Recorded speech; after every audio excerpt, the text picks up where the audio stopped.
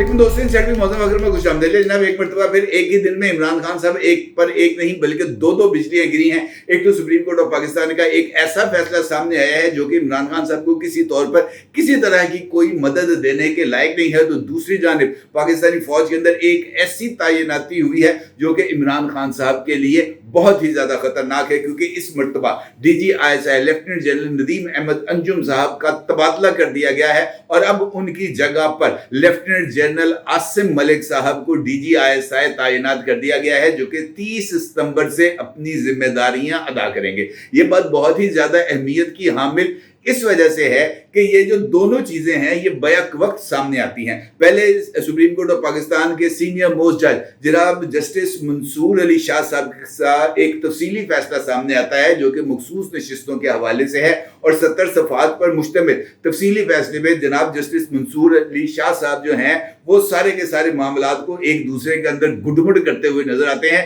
तो जिस वक्त उनका फैसला सामने आता है तो दूसरी जानिब से इदारे का फैसला भी सामने आता है और मंसूर अली शाह साहब के फैसले के जवाब में लेफ्टिनेंट जनरल आसिम मलिक साहब को अहम तरीन जिम्मेदारी दे दी जाती है। अब इस बात के दो इंपॉर्टेंट एस्पेक्ट हैं। एक बात तो ये अपनी जगह पर तय है कि ये एक रूटीन प्रोसेस है जो कि हर साल सितंबर से नवंबर के दरमियान इदारे के अंदर होता है और ये वो टाइम है जब इदारे के अंदर मुख्तलिफ ट्रांसफर पोस्टिंग्स होती हैं और इसी अरसे के दौरान मुख्तलिफ प्रमोशन बोर्ड्स भी बैठते हैं और वो मुख्तलिफ लेफ्टिनेंट कर्नल्स को ब्रिगेडियर्स को मेजर जनरल और मेजर जनरल को लेफ्टिनेंट जनरल्स के ओहदे पर प्रमोट करते हैं। ये वही टाइम होता है जब पाकिस्तान के सीनियर मोस्ट जनरल्स ने रिटायर होना होता है और उनकी खाली असामियों पर प्रमोट होने वाले लेफ्टिनेंट जनरल्स को मुख्तलिफ कोर्स की और मुख्तलिफ डिपार्टमेंट्स की जिम्मेदारियां दी जाती हैं। लिहाजा इस तकरीरी पर इस बात का कोई शायबा कि जनाब ये किसी खास सूरत हाल के तनाजुर में की गई है, मेरा नहीं ख्याल कि इस बात का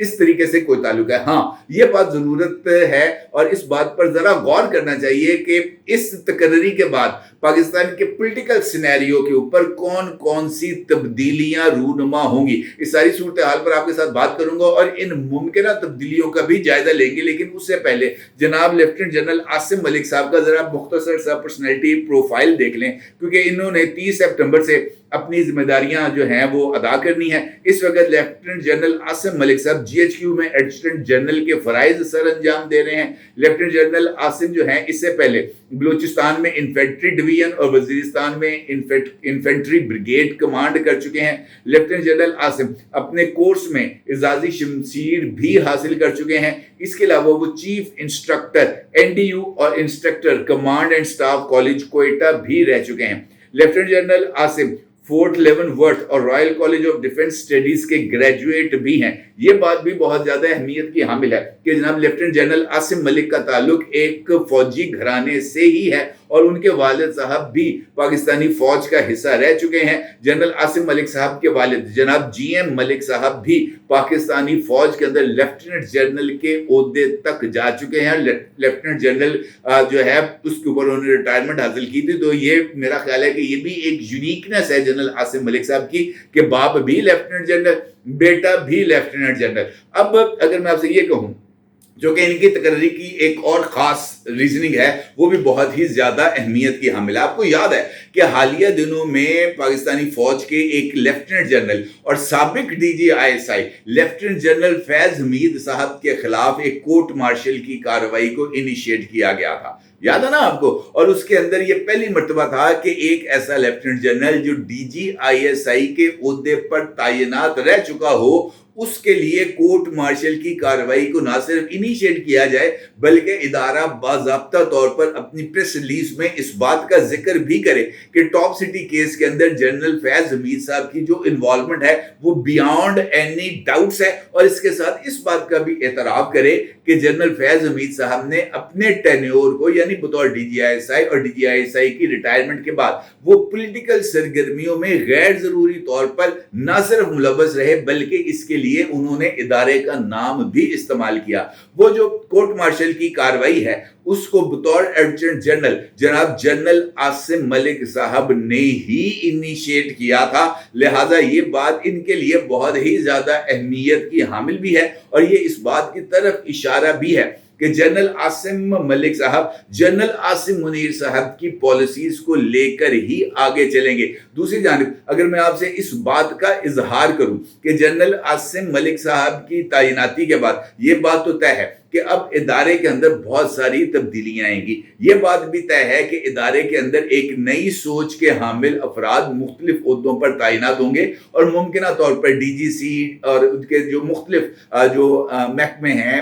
ISI के, उसके अंदर भी कुछ नए मेजर जनरल्स, कुछ नए जो हैं ब्रिगेडियर्स, उनको तैनात किया जाएगा। और चूंकि ये एक वैसे भी एक नेचुरल रूटीन है कि जो भी नया ऑफिसर आता है वो अपने मातहत एक नई टीम को डेवलप करता है। ये इस बात की तरफ इशारा है कि अब पाकिस्तान को दरपेश मसाइल के हल के लिए एक नई सोच, एक नई पॉलिसी और एक नए जोशो जज्बे के साथ आगे बढ़ा जाएगा। और यही वो नुक्ता है जो जनाब इमरान खान साहब के लिए खतरे की घंटी है, क्योंकि बतौर एडिटर जनरल जनाब आसिम मलिक साहब को इस बात से मुकम्मल तौर पर आगाही है कि जनरल फैज हमीद साहब ने कौन कौन से गंद घोले हैं। उनको इस बात की मुकम्मल आगाही है कि जनरल आसिम मलिक साहब के ने को इस बात से जनरल आसिम मलिक साहब को इस बात से मुकम्मल आगाही है कि जनरल फैज हमीद साहब ने बतौर DG ISI किस किस तरीके से इमरान खान की मदद की, और उनको इस बात की भी मुकम्मल आगाही है कि किस तरीके से बाद रिटायरमेंट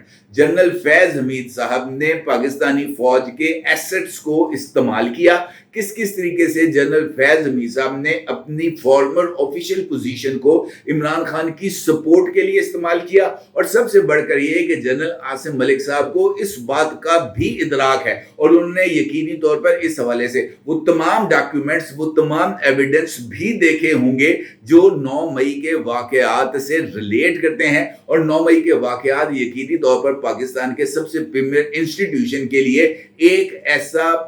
वाकया है जिसको वो किसी भी तौर पर फरामोश करने के लिए तैयार नहीं है, और ना ही वो इस वाकये में मुलव्वस किसी भी फर्द को किसी तरह की कोई रिलैक्सेशन देने के लिए तैयार हैं। लिहाजा तमाम वाकयात से आगाह होना, तमाम वाकयात से बाखबर होना, हर तरह के एविडेंस का मुशाहिदा करना, ये जनरल आसिम मलिक साहब के लिए ना सिर्फ बहुत ही ज्यादा अहमियत का हामिल है, बल्कि इसका नुकसान जनाब इमरान अहमद खान नियाजी हाल मुकीम अडयाला जेल को हर हाल में भुगतना पड़ेगा। लिहाजा अब अगर मैं मुख्तलिफ डॉट्स को एक दूसरे के साथ, या मुख्तलिफ खबरें जो माजी में हमारे सामने आई या हालिया दिनों में हमारे सामने आई, अगर मैं उन डॉट्स को कनेक्ट करूं तो जनरल आसिम मलिक साहब के बतौर DG ISI चार्ज लेने से पहले या चार्ज लेने के बाद मुमकिन सूरत हाल हमारे सामने आ सकती है। नंबर 1,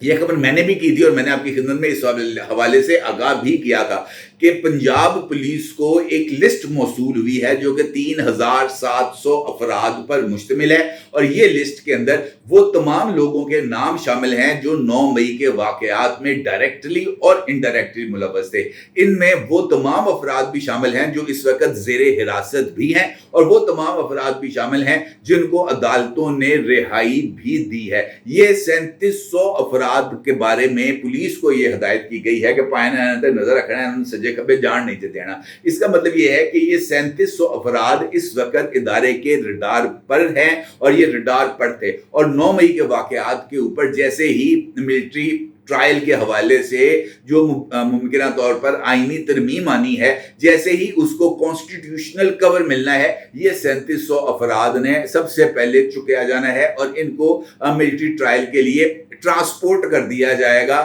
इदारे के पास, और उसके बाद बाज़ाब्ता तौर पर मिलिट्री ट्रायल का आगाज होगा। और ये एक लार्ज स्केल कार्रवाई होगी, क्योंकि उससे पहले महज चंद 100 अफराद, 132 या 106 अफराद अब रह गए हैं शायद, वो इस वक्त मिलिट्री कस्टडी में हैं। लेकिन इन अफराद का सामने आना इस पूरे के पूरे सिस्टम को जिसको ऑपरेट किया जा रहा था उसको एक्सपोज करने के लिए काफी होगा। लिहाजा मैं इस बात पर अब काफी हद तक मुझे इस बात के इम्कानात नजर आ रहे हैं कि 9 मई के वाकयात ना सिर्फ आने वाले दिनों में लाइमलाइट में आएंगे, बल्कि 9 मई के वाकयात से जुड़े हुए शवाहिद भी सामने आएंगे, और 9 मई के वाकयात के जो मुहर्रकात हैं, उसके पॉलिसी साज हैं, اس کے सहूलत कार हैं, उसके मास्टरमाइंड्स हैं, वो भी सामने आएंगे और उनका सामने आना इमरान खान साहब के लिए एक बहुत बड़ा सेटबैक होगा। अब अगर हम इस चीज को कंक्लूड करें तो अगर सहूलत कार आएंगे, अगर मास्टरमाइंड्स आएंगे, अगर वो सारी की सारी फोर्स आएगी जिन्होंने मुख्तलिफ मुकामात के ऊपर मिलिट्री इंस्टॉलेशंस पर अटैक किया, तो सबसे बढ़कर वो शख्सियत भी अटैक में आएगी, वो शख्सियत भी दायरे में आएगी जिसने लोगों को इस अमर पर उकसाया, और वो शख्सियत कोई और नहीं, वो जनाब इमरान अहमद खान नियाजी हाल मुकीम मडियाला जेल हैं। लिहाजा इमरान खान का मिलिट्री ट्रायल, जिसके बारे में पहले कुछ शकूक व शुबहात थे, अब मेरे जहन के अंदर इस बात का कोई रत्ती बराबर भी शक नहीं है कि जनाब इमरान खान का मिलिट्री ट्रायल होगा होगा होगा और वो होकर ही रहेगा। अब दूसरी जानिब आपको याद है कि इमरान खान साहब के टेन्योर के अंदर एन बड़ा काउंट करता था। बुशरा बीबी के जो चूहा फाल थी वो इसी तरीके से निकलती थी कि एन से इमरान खान है, एन से उस्मान बुज़दार आएगा, एन से जो है वो अब्दुल कयूम साहब आएंगे, वो जो हैं बने थे जो नियाजी साहब आज़ाद कश्मीरी के वजीर आज़म, एन से ही तमाम अपॉइंटमेंट्स होंगी, एन से ही जनाब चीज़ें चलेंगी। वो इस तरीके से एन का बहुत ही ज़्यादा इंपॉर्टेंट था। अब इमरान खान साहब के लिए भी यही सूरत हाल है। अगर ऊपर की तरफ देखेंगे तो जनरल आसिम मुनीर, अगर दाईं तरफ देखेंगे तो जनाब जनरल आसिम मलिक साहब, तो ये आगे भी एन पीछे भी हैं। इमरान खान साहब अब डबल ए के जो है ना वो उसके घेरे में आ गए हैं। लिहाजा मुझे ऐसे लगता है कि ये डबल एन जो है वो इमरान खान पर भारी होने जा रहा है, और पाकिस्तान में मुझे ऐसे लगता है कि ये जो अनफिनिश्ड एजेंडा या unfinished legacy general Nadeem Ahmed Anjum साहब के पास थी, वो 30 सितंबर से पहले बिल्कुल एक प्रोजेक्ट इमरान खान की फाइल को क्लोज करके वो जनाब आसिम मलिक साहब के हवाले करेंगे, क्योंकि अगर ये अनक्लोज्ड फाइल जनरल आसिम मलिक साहब के हवाले हो गई तो फिर जनरल आसिम मलिक साहब जो कुछ करेंगे वो भी तारीख का हिस्सा होगा। और मुझे ऐसे लगता है जैसे आने वाले दिनों में जैसे ही जनरल नदीम अहमद अंजुम साहब अपनी साहबजादी की शादी के तकरीबात से फारग होंगे, वो ना सिर्फ इस प्रोजेक्ट को मुकम्मल तौर पर वाइंड अप करने के लिए अमली इकदामात का आगाज करेंगे, बल्कि 30 सितंबर तक बहुत कुछ पाकिस्तान के सियासी और ये जो है ना कानूनी मंजरनामे पर होने जा रहा है। और देखना ये है कि जनाब जनरल नदीम अंजुम अपने इस बतौर DGI टेन्योर को क्लोज कैसे करते हैं, और जनरल आसिम मलिक साहब किस तरीके से अपने टेन्योर का आगाज करते हैं। ये दोनों ही मामला बहुत ज़्यादा अहमियत के हामिल हैं। अपने राय को ज़रूर इज़हार कीजिएगा। आपका बहुत शुक्रिया। अल्लाह हाफ़िज़।